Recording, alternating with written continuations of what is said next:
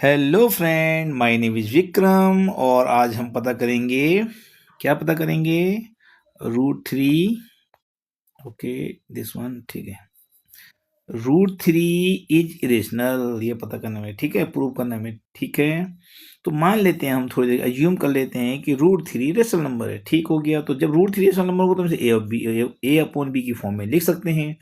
जब हम इसे ए अपॉन बी की फॉर्म में लिख सकते हैं, क्यों लिखते हैं? क्योंकि हर rational number P upon Q की फॉर्म में लिख सकते हैं, और पी अपॉन क्यू की जगह यहाँ पे ए अपॉन बी लिख दिया हमने, और कुछ नहीं किया, ठीक है। Where a and b are को प्राइम, और ध्यान देना कि ए और बी क्या है, को प्राइम, यानी इनमें कुछ भी कॉमन नहीं है, यानी कटेंगे नहीं है आपस में, आम भाषा में बोले तो, ठीक है। तो ठीक है, सभी मतलब शॉर्टेस्ट फॉर्म में है ए और बी, इससे छोटे नहीं हो सकते ये। को प्राइम का मतलब होता है ये। चलिए, अगर तब हम कह सकते हैं, अगर ये रेशनल नंबर है रूट 3, तो हम इसे पी अपॉन क्यू की फॉर्म में लिख सकते हैं, जो कि ए अपॉन बी माना हमने, ठीक है। ए अपॉन बी इसलिए लिखा क्योंकि रेशनल नंबर बोला है हमने, ठीक है। ऑन स्क्वायरिंग बोथ साइड, अब बोथ साइड हमने स्क्वायरिंग की, हमारा उद्देश्य अंडर रूट हटाना है, इसलिए स्क्वायर किया हमने, तो स्क्वायर हट गया, नहीं 3 बन गया, ये ए स्क्वायर बन गया, ये वाला ए स्क्वायर बन गया, ये भाई साहब बी स्क्वायर बन गया, ठीक हो गया।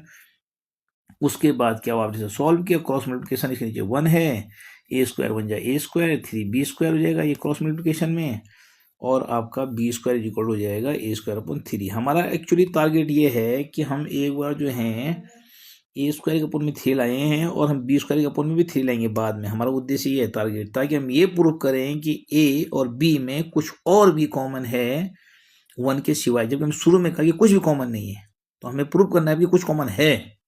ओके, आगे बढ़ते हैं हम। तो इस बार जब हमने ए स्क्वायर अपॉन 3 लिखा, तो उस बार 3 डिवाइड ए स्क्वायर, यानी 3 ए स्क्वायर को डिवाइड देता है। जब ए स्क्वायर को डिवाइड देगा तो ए को भी डिवाइड देगा, एज वेल एज 3 डिवाइड ए। अगेन, अब हमारा उद्देश्य है ए को गायब करना और बी के बारे में बात करना। तो ए को गायब करने के लिए हम क्या करेंगे, ए इक्वल टू 3c मान लेंगे। अंडर 2 में 2c मानते हैं, अंडर 5 में 5c मानते हैं, अंडर 3 में 3c मानते हैं।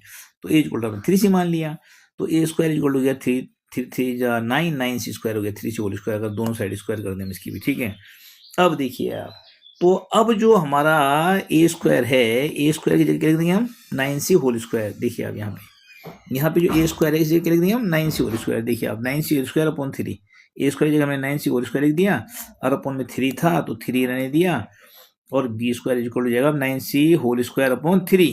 इसको एलिमिनेट किया हमने, तो 3 1 जा 3, 3 3 जा 9, ठीक है। रेट में लिखा हमने आपको, ताकि आप साफ साफ देख सकें। अब 3c होल स्क्वायर यहाँ पे बचा, और यहाँ पे अब सी स्क्वायर इक्वल टू करेंगे तो क्या हो जाएगा, ये 3 जो है बी स्क्वायर के अपॉन में भाग जाएगा, यानी बी स्क्वायर अपॉन 3। यानी बात वही है जो मैंने शुरू में कहा था आपसे, कि हमारा उद्देश्य है कि बी स्क्वायर के अपॉन में भी 3 लाना, जो कि हम ले आए। तो हम लिखेंगे अब 3 divides b square as well as 3 divides b, यानी बी स्क्वायर 3 डिवाइड दे रहा है तो बी भी जाएगा।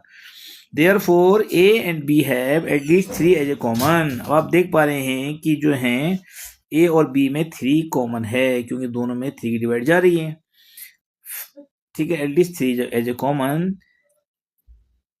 But this contradicts the fact that a and b have no common factor other than 1। लेकिन शुरू में कहा था हमने कि दोनों को प्राइम है, इसलिए में ए के सिवा 1 के सिवा में कोई भी कॉमन फैक्टर नहीं होगा, इसका विरोध कर रहा है। अब कह रहे हैं आपके 3 कॉमन है। अब भैया एक घपला पड़ा क्यों? दिस कंट्रडिक्शन, मतलब ये जो विरोधाभास है, ये अराइजन, ये इसमें वृद्धि हुई। क्यों वृद्धि हुई? बिकॉज ऑफ आवर रॉन्ग अंजम्पशन, क्योंकि हमने गलत अवधारणा बनाई थी शुरू में ही। क्या बनाई थी? कि रूट 3 इज रेशनल, ये बात हमने गलत बोली थी।